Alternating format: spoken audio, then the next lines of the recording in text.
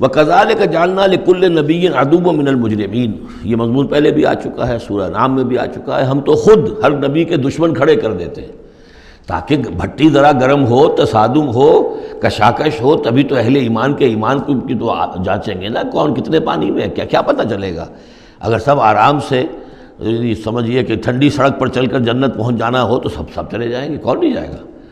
وہ تو پتہ چلتا ہے، جیسے کہ آیا حفت الجنت بالمکارہ، جنت کو تو اللہ تعالیٰ نے گھیر دیا ہے ان چیزوں سے جو انسان کو بہت ناپسند ہیں۔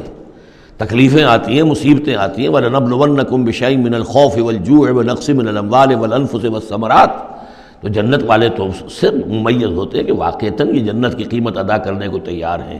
ان اللہ اشترى من المؤمنین انفسهم واموالهم بان لهم الجنہ، جنہ خریدنا چاہتے ہو تو تمہیں اپنے جان اور مال سب دینا ہوگا۔